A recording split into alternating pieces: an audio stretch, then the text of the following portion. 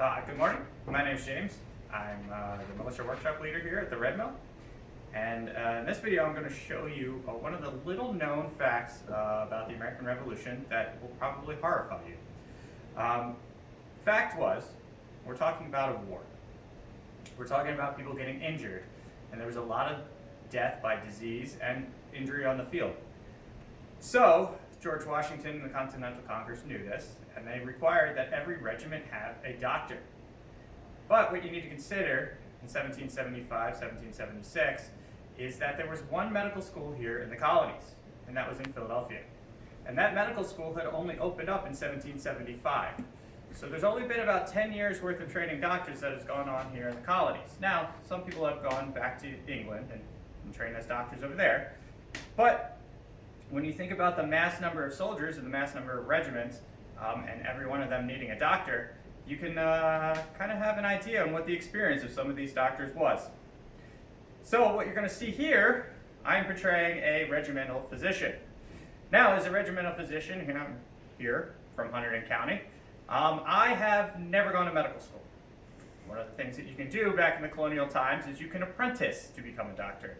So you decide to go work with the town doctor, kind of learn how to be a doctor, and the colonial army figured that was sufficient enough for you to be a doctor.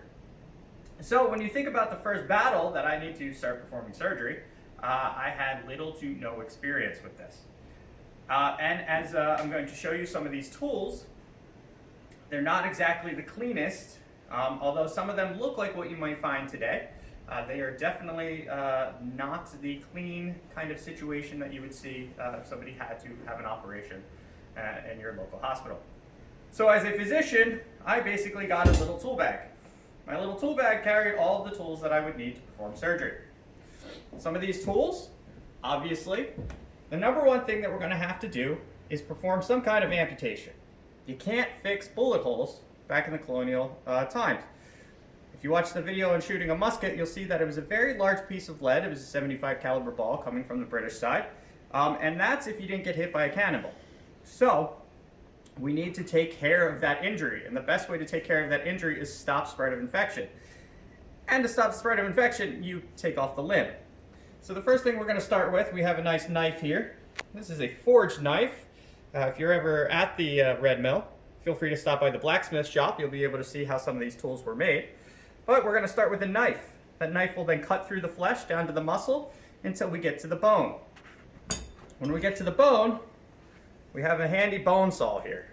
Now, this bone saw may not even look like a saw that you would use to cut down a tree now. But again, a lot of regimental doctors, not a whole lot of equipment. So most of this stuff was made in a blacksmith shop and handed out to a physician during the American Revolution. So this now would saw through the bone. We'd be able to separate that limb. If you have something that needs a finer cut, we do have a scalpel. Very similar to what you see a scalpel today, except again, hand forged. And just remember that when I'm done with this, I clean it off and we move on to the next patient. If for some reason it's a surgery that requires a little bit of extra skill, we have a bullet probe that we can probe into the wound to find where the bullet is. And we do have some spreaders that we are able to spread tissue open to maybe try to clean out the wound, or if it's a bullet that's kind of sitting close to the surface and maybe didn't do damage to the bone, we may be able to remove the bullet that way. But as a physician, these are my tools. Now, my knowledge is whatever I learned before the war, or maybe a trusty book that I was able to carry with me. Now this is a book that was published in England back in the 1700s called Every Man His Own Physician. So as the doctor, I would carry a book such as this, and it would give me some cures to some ailments that the soldiers may experience, such as fevers, falling sickness, different things that patients may come in contact with. If you were to ever read this book, what you'll find is most of it involves giving the patient some kind of chemical, whether it be mercury, which we all know is poisonous, to cure an ailment. You may have heard the stories. George Washington ended up bleeding to death. That was how he ended up dying. because George Washington at the time believed in bleeding was helping to release the body of its toxins. So George, although very sick and probably would have died anyways, ended up dying from bleeding out all over the place at his own request.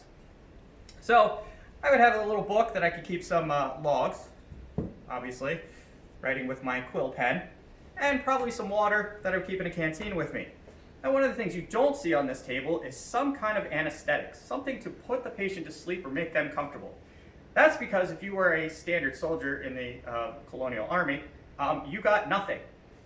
We would put a leather belt in your mouth and have you bite down on it. In later wars, the term bite the bullet not only refers to biting the package off, if you watch the other video on shooting a musket, but soldiers would actually put a bullet in their mouth and bite down on it. And that would help kind of alleviate the pain until they passed out, eventually. Now, if you were an officer, you were fortunate enough to be an officer, we did carry booze for the officers, whether it be a whiskey or a rum, to try to make them a little more comfortable during their operations, but a standard soldier would receive nothing for the pain. So this is just some of the stuff that a surgeon would have to deal with during the American Revolution. And like I said, there was not many of us, and we kind of learned on the job.